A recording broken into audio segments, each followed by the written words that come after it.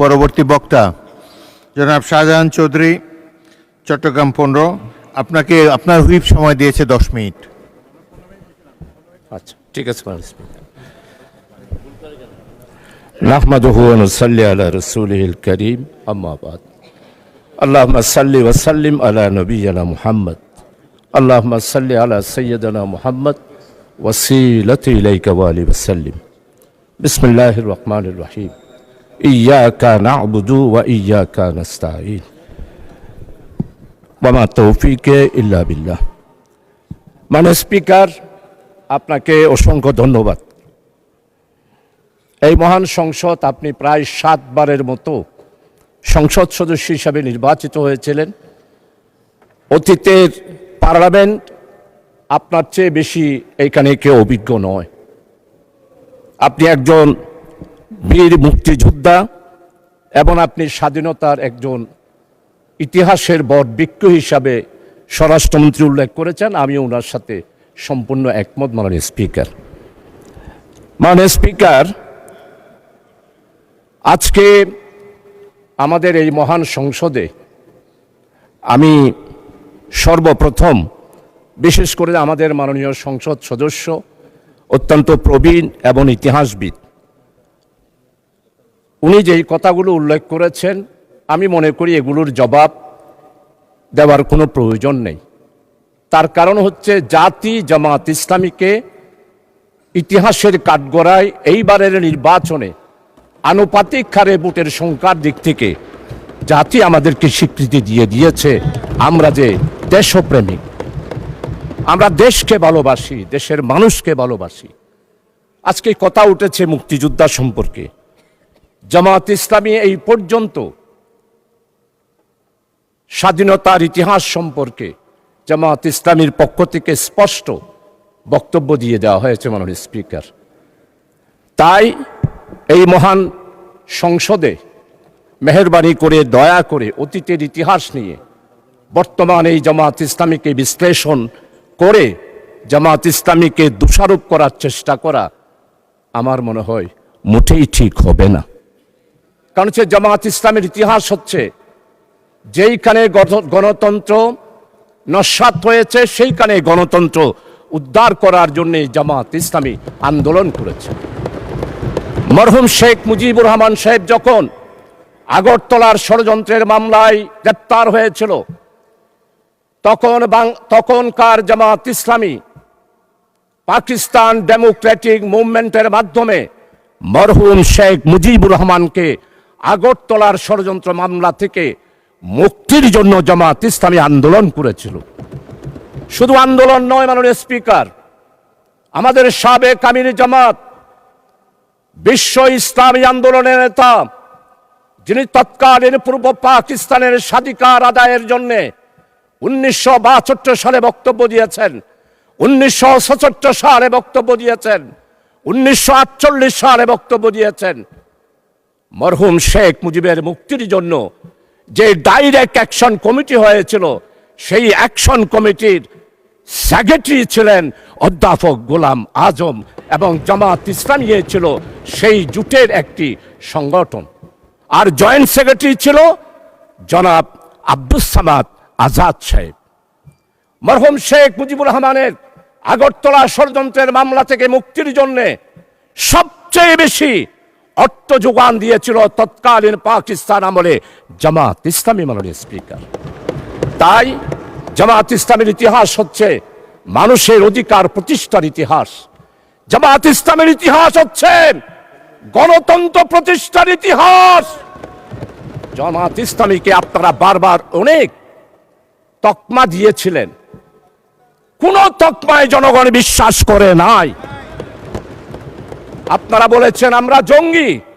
জনগণ 12 তারিখের নির্বাচনের মাধ্যমে প্রমাণ করেছে জামাত ইসলামী জঙ্গি সংগঠন নয়, গণতান্ত্রিক নিয়মতান্ত্রিক সাংবিধানিক একটি আন্দোলন এবং সংগঠন। মাননীয় স্পিকার, জামাত ইসলামীর গণতান্ত্রিক ইতিহাস অনেক সময় লাগবে। আপনি যেহেতু আমাকে সময় নির্ধারণ করে দিয়েছেন, আজকে জামাত ইসলামীর ব্যাপারে শুধু এতটুকু বলতে চাই, ভুলে গেলে চলবে না। 1997 সালে দেশনেত্রী বেগম খালেদা জিয়া বৃহত্তর বিরোধী দলের নেতা ছিলেন। চট্টগ্রাম মেডিকেল কলেজে গেলেন, অবরুদ্ধ হয়ে গেল। ফ্যাসিস্ট স্বৈরাচার যারা বাংলাদেশে জঙ্গি কায়েম করেছিল, তারাই বেগম খালেদা জিয়াকে চট্টগ্রাম মেডিকেল কলেজে অবরুদ্ধ করেছিল।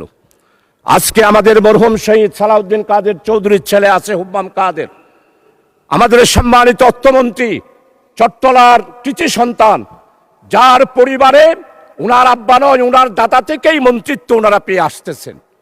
সেই রকম সম্ভ্রান্ত পরিবারের সন্তান উনিও দেশনেত্রী বেগম খালেদা জিয়ার সাথে মেডিকেল কলেজে ছিলেন। আজকে সম্মানিত অর্থমন্ত্রী, আপনি স্বীকার করবেন, সর্বপ্রথম টেলিফোন করেছিল মরহুম শহীদ সালাউদ্দিন কাদের চৌধুরী আমি শাহজাহান চৌধুরীকে। আমি তো জামাত, আমি তো শিবির, কিন্তু সেই দিন আমরা জামাত শিবিরেরা চট্টগ্রাম মেডিকেল কলেজ থেকে দেশনেত্রী বেগম খালেদা জিয়াকে সালাউদ্দিন কাদের চৌধুরীর আহ্বানে জামাত এবং শিবির সেই দিন বেগম খালেদা জিয়াকে আমরা উদ্ধার করেছিলাম।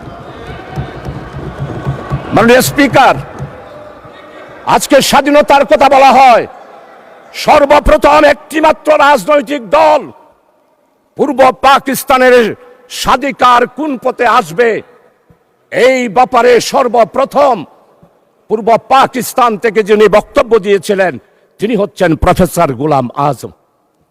1970 সালের নির্বাচন হলো, নির্বাচনের পর সর্বপ্রথম একটি রাজনৈতিক দলের পক্ষ থেকে সমস্ত পত্রিকা সাক্ষী ট্রান্সপার্ট পাওয়ার শেখ মুজিবুর রহমান প্রফেসর গোলাম আজম বক্তব্য দিয়েছিলেন। আমরা সেদিন বলেছিলাম সংখ্যাগরিষ্ঠতা হিসেবে আওয়ামী লীগ যেহেতু জনগণ রায় দিয়েছে, তাই শেখ মুজিবের হাতেই ক্ষমতা হস্তান্তর করুন। আজকে সম্মানিত আমার অত্যন্ত পরম মুরব্বী ইতিহাসবিদ, আমি ওনার ফেসবুকে সব বক্তব্য শুনি, ওনার মনের ভিতর অনেক আবেগ। 1757 সালের ইতিহাস আপনি তুলে ধরেছেন, পাল বংশের ইতিহাস তুলে ধরেছেন, কিন্তু আপনি কি ফরাজি আন্দোলন, ফকির আন্দোলন, খেলাফত আন্দোলন, ওয়াহাবি আন্দোলন, ওলামায়ে কেরামদের ইতিহাস আপনি তুলে ধরেন নাই?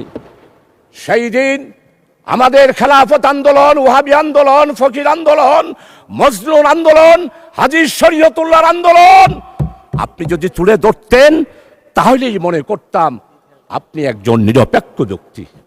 এখন আমার মনে হচ্ছে আপনি নিরপেক্ষ নয়, আপনি শুধু জামাত ইসলামিয়ার মুসলমান আর ইসলামী আন্দোলনকে আঘাত করার জন্যই পার্লামেন্টে বক্তব্য রেখেছেন। আমার নেতা, আমাদের অপোজিশনের লিডার, উনি মুক্তিযোদ্ধার পরিবারের সন্তান, শহীদ পরিবারের সন্তান, এটার উপরও আপনি আঘাত করেছেন। আপনার মনের বেদনা আমরা বুঝতে পারি। মাননীয় স্পিকার, জনাব প্রেসিডেন্ট ভাষণ দিয়েছেন, সেই ভাষণের ব্যাপারে মাননীয় সংসদ সদস্যবৃন্দ অনেকেই ওনাকে সাধুবাদ জানিয়েছেন। আমরা এটার বিরোধিতা করি না, কিন্তু আমরা স্পষ্ট বলতে চাই, জনাব প্রেসিডেন্ট, আপনি শপথ ভঙ্গ করেছেন, আপনি জাতিকে বিভ্রান্ত করেছেন। আপনি বলেছেন প্রধানমন্ত্রীর পদত্যাগ আপনার কাছে পৌঁছে নাই, আপনি নাকি সেটা গ্রহণ করেন নাই।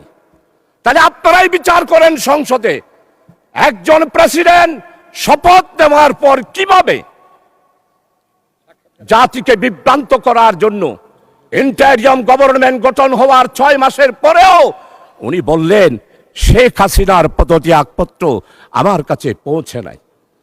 যেই প্রেসিডেন্ট শপথ ভঙ্গ করতে পারে, জাতিকে বিভ্রান্ত করতে পারে, সে আর যেই হবে হোক, প্রেসিডেন্টের চেয়ারকে আমরা স্যালিউট জানাই, প্রেসিডেন্টের চেয়ারকে আমরা সম্মান করি, কিন্তু ব্যক্তি হিসাবে জনাব প্রেসিডেন্ট সাহেব জাতিকে যেই বিভ্রান্ত করে মধ্যবর্তীতে সাধারণ নির্বাচন হওয়ার আগে বাংলাদেশে একটি ষড়যন্ত্রের মাধ্যমে 17 বছরের নির্যাতিত বিএনপি, জামাত 11 দলীয় জোট, ছাত্র দল, ছাত্র শিবির, আমরা যারা আন্দোলন করে একটা ফসল নিতে চেয়েছিলাম, সেই ফসল নেওয়ার ক্ষেত্রে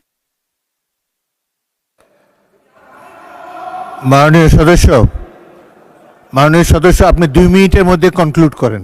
অ্যানাদার 2 মিনিটস, 2 মিনিটে শেষ করুন। আচ্ছা ঠিক আছে মাননীয় স্পিকার, আপনার কথা আমি অবশ্যই শেষ করব। মাননীয় স্পিকার, আমাদের নেতৃবৃন্দ আজকে মওলানা মতিউর রহমান নিজামী নেই, 10 বছর পার্লামেন্টে ছিলেন, আপনি তার সাক্ষী। মওলানা মতিউর রহমান নিজামী এই পার্লামেন্টে কাকো আঘাত দিয়ে কোনোদিন কথা বলেছে? আমি ওনার বক্তব্য লাইব্রেরিতে গিয়ে সব সময় পড়ি, যেমন শাহজিজের বক্তব্য পড়ি, তেমন মওলানা মতিউর রহমান নিজামী শহীদের বক্তব্য পড়ি। মাননীয় স্পিকার, আজকে মওলানা মতিউর রহমান নিজামীকে খুঁজে বাইরে পার্লামেন্টে আল্লামা হযরত মাওলানা দেলোয়ার হোসেন সাইদি রহমতুল্লাহ আলাই উনি এইখানে বক্তব্য রেখেছেন। আজকের সম্মানিত মির্জা ফখরুল ইসলাম মহাসচিব, চরমভাবে শ্রদ্ধা করি, উনি আমাদের কৃষি মন্ত্রী মওলানা মতিউর রহমান নিজামীর স্টেট মিনিস্টার ছিলেন, প্রতিমন্ত্রী ছিলেন। উনি এত ভালো ভালো পদক্ষেপ নিয়েছেন কৃষি ডিপার্টমেন্টে। আজকের কৃষিমন্ত্রী যিনি আছেন অত্যন্ত বিজ্ঞ। আমার মনে হয় আমাদের মির্জা ফখরুল ইসলাম সাহেবের রেখে যাওয়া, মওলানা মতিউর রহমান নিজে রেখে যাওয়া কৃষি মন্ত্রণালয়ে উনি সেই পদক্ষেপগুলো গ্রহণ করছেন। আজকে তাকে শ্রদ্ধা ভরে স্মরণ করছি। তাকে কেন ফাঁসি দেওয়া হলো মাননীয় স্পিকার? উনি কি মানবতা বিরোধী অপরাধ ছিল? আজকে দেলোয়ার হোসেন সাইদি সাহেবের রাজ সাক্ষী, উনার বিরুদ্ধে সাক্ষী দেওয়ার জন্য যেই সনাতনী হিন্দু ধর্মের ভদ্রলোক ছিলেন, উনি কি বলেছেন? আল্লামা দেলোয়ার হোসেন সাইদি হত্যা করা দূরে থাক, স্বাধীনতার ব্যাপারে, স্বাধীনতা যুদ্ধের ব্যাপারে এই মহান পার্লামেন্টে 96 সালে, 2001 সালে তৎকালীন এই ফ্যাসিস্ট আওয়ামী লীগ সরকারকে আঘাত লাগে সেই রকম কোন কথা আল্লামা হযরত দেলোয়ার হোসেন সাইদি রাখে নাই। মাননীয় স্পিকার, ধন্যবাদ মাননীয় সদস্য, ধন্যবাদ। আচ্ছা 1 মিনিট বলুন, 1 মিনিট। মানে স্পিকার, ইনশাআল্লাহ আরেকদিন বলবো, আরেক সময় বলবো। আমার চট্টগ্রামকে দেশনেত্রী বেগম খালেদা জিয়া বাণিজ্যিক রাজধানী ঘোষণা করেছিলেন। সেই স্টেজে আমাদের সম্মানিত আজকের অর্থমন্ত্রী উনিও আছেন। আজকে বাণিজ্যিক রাজধানী হিসাবে আমাদের বন্দর, আমাদের চট্টগ্রামের উন্নয়ন, চট্টগ্রামের জলবদ্ধতা, মাননীয় স্পিকার কিছুই নেই। সর্বশেষ বিদ্যুতের ব্যাপারে একটু কথা বলতে চাই মাননীয় স্পিকার। বিদ্যুৎ পার পেয়ে যাচ্ছে বিদ্যুৎ কাটের লুটারা সিন্ডিকেট। এখনো শেখ হাসিনার মির্জা আজম, হাসান মাহমুদ, এরপরে আপনাদের সবার জানা রয়েছে বিপুল পরিমাণ বিদ্যুতের ক্যাপাসিটি বিল সম্মানিত